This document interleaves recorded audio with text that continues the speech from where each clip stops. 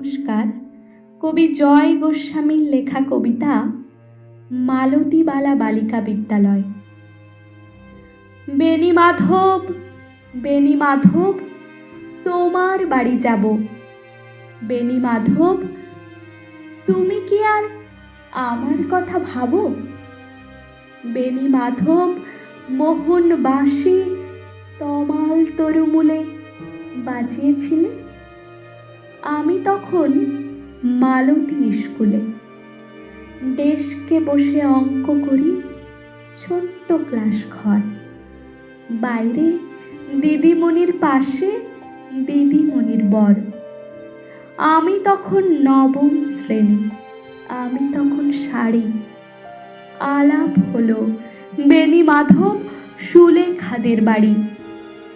বেণী মাধব, বেণী মাধব, লেখা পড়ায় ভালো।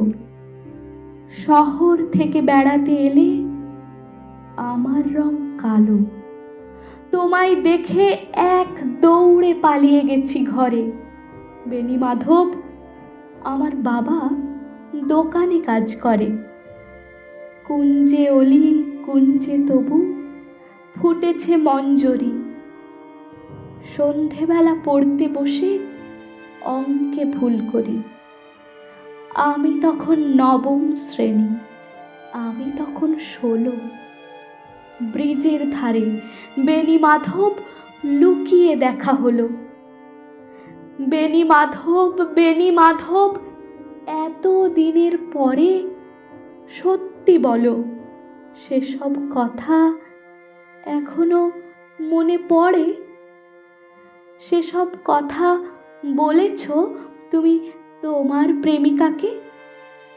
আমি কেবল একটি দিন তোমার পাশে তাকে দেখেছিলাম আলোর নিচে, অপূর্ব সে আলো।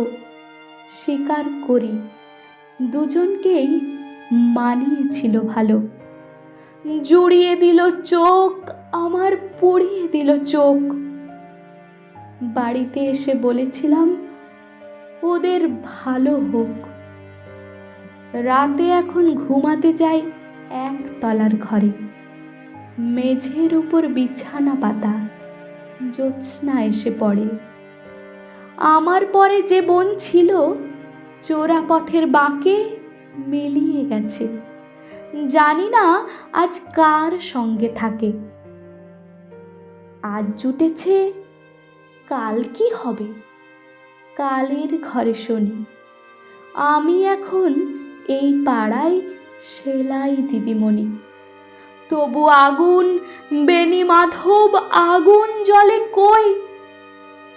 কেমন হবে আমিও যদি নষ্ট মেয়ে হই? নমস্কার।